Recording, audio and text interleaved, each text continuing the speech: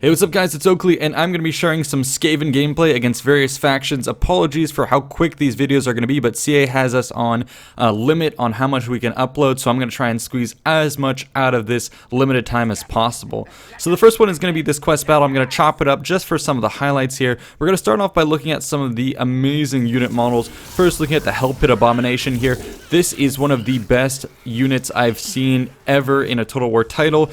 The animations, the effects, the walking mechanics of it, it just looks so freaking amazing. The artwork is phenomenal. Same thing goes for units like the Doom Wheel, all the unique, iconic Skaven ones like the Plague Catapults, everything just tailored with love. And here you can see one of the effects of Pestilence, I believe, where it contaminates the enemy and it does negative leadership. I did want to show off one of the effects in this battle. So you get a flank attack, and what you can do is use this ability, and various lords have it, as well as your army can have it in general. And it allows you to kind of have Skaven emerge from the ground, so you can see them popping out of their little underground passageways. And when they're glowing blue, it means there's a little bit of a cooldown on when you can and cannot control them. So for about 10 seconds upon emerging, you can't control them, and then you can start to do things. But they are super useful for shutting down flanking attacks. You can see the response time on those units coming out of the ground is pretty fast.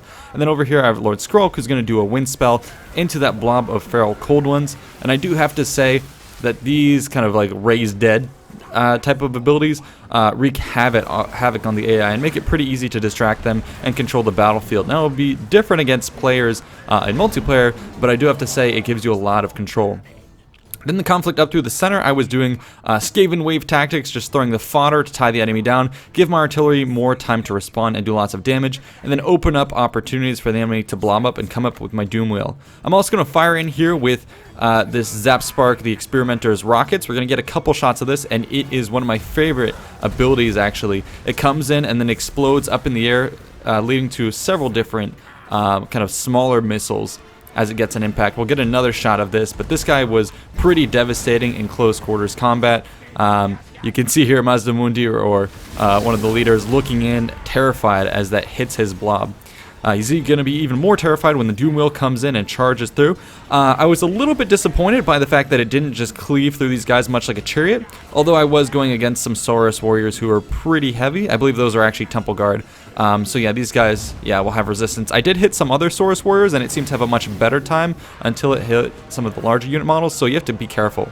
Next, we have some of these Poison Wind Globadiers. You can see their effects coming here. They will do direct damage, but then also do, I think, poison over time, which should deplete your health and then also demoralize you. And then here, the Hell Pit Abomination doing work against light units. They can even tackle monsters. And I'm going to be able to capture here one of the cool things that when it dies, it has a 50-50 chance, I believe, of either spewing out another Skaven force, which you're seeing there, or resurrecting itself with more health. So that's about it for that quick battle. We're going to hop over to the next one. I just wanted to show you some of the fantastic art that they've put into this battle. This is just a standard open field battle, or it was near a city. No settlement walls, but yeah, the terrain here does indicate that there is an abandoned ruin in the distance, presumably a Skaven settlement. And so yeah, the artwork looks phenomenal. And then yeah, I wanted to get close-up views of other models as they're pushing forward. Every little thing has a unique animation, and perhaps you'll be seeing up close the rats as they're kind of like jittering about. And then the combat between masses of rats just looks freaking phenomenal. So it was lots of fun. Again, you can see the blue lightning around those guys, meaning that I resurrected them. And again, I was able to kind of exploit it to tie up the enemy and then get my heroes in and then have catapults finish them off. That's a recurring theme you'll be seeing throughout this gameplay. But when I was playing this battle, I was picking up a game that Dogbert had played, and so I had a high tier force going against some lower tier guys. The same army was then sent against a Skaven city, so I did want to show off a little bit of the aesthetics here. It looks freaking beautiful. But suffice to say, it's just skybox decoration. At the end of the day, it is the exact same sieges we've been kind of known to have. This is essentially the same setup as a Karak, just reskinned and retooled. Nothing at all has really changed from sieges. Maybe they have a little bit more land, but the mechanics are pretty much the same. Single curtain wall, and then plazas in the back. Same mechanics for scaling. So I think people are going to be pretty disappointed about that we haven't seen too many improvements. Now, CA has given you maybe a little bit more flexibility. Skaven's ability to raise units behind enemy lines, as you'll be seeing me do here, which is very, very useful. And then also CA has introduced some of those other battle gate type fights, which are kind of like choke points on the campaign map where you can fight and it's a little bit different than a siege with a big curtain wall, and then within much larger plazas that'll play differently. But it's kind of frustrating to see that the bread and butter, the standard sieges, are just that, standard with no real changes. Anyways, I was able to blow through this battle relatively easily.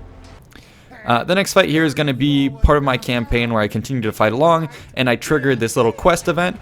It was an underground passage, again, similar to the battle types we've seen, where it's a very narrow field with kind of obstacles in the center, and I was able to employ similar tactics: meat shields up front, send in your lords once the enemy is distracted, raise Skaven from the back, tie the enemy down, and then just bombard the living hell out of your opposition with cannons.